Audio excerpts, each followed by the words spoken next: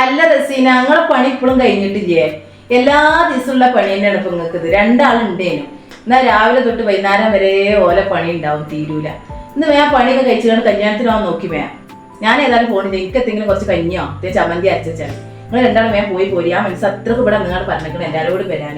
ഇപ്പൊ കാലുകൊണ്ടാണ് നടക്കാൻ വെച്ചാൽ നിങ്ങൾക്ക് ഒരുങ്ങാൻ കുറെ നേരം ഉണ്ടാവില്ല. കുറെ പൗഡറും കുറെ പുട്ടിയും കുറെ ലിപ്സ്റ്റിക്കും ഒക്കെ വാരി തേക്കാൻ ഉണ്ടാവും. ഒക്കെ കഴിഞ്ഞ് വരുമ്പോൾ കല്യാണം കഴിയും.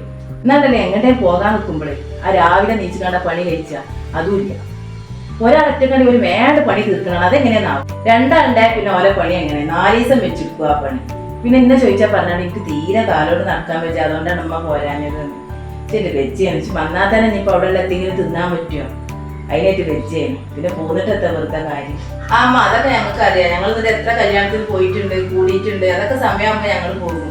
നിങ്ങൾക്ക് പറഞ്ഞാൽ രാവിലെ നീച്ച പിന്നെ ഒരു പണിയില്ലല്ലോ. നിങ്ങൾക്ക് എങ്ങനെ സമയം പോവാൻ നിങ്ങൾ നോക്കുന്നത്? രാവിലെ നീച്ച കറക്റ്റ് ചായ അവിടെ എത്തും. പിന്നെ ഒന്ന് ഖുർആൻ ഓതണം, കുറച്ചേരം പേപ്പർ അയക്കണം. ഞങ്ങൾ എവിടെല്ലാം ഞങ്ങളെ കൈയെത്തുന്നുണ്ട്, എന്തൊക്കെയാ ചെയ്യുന്നുണ്ട്.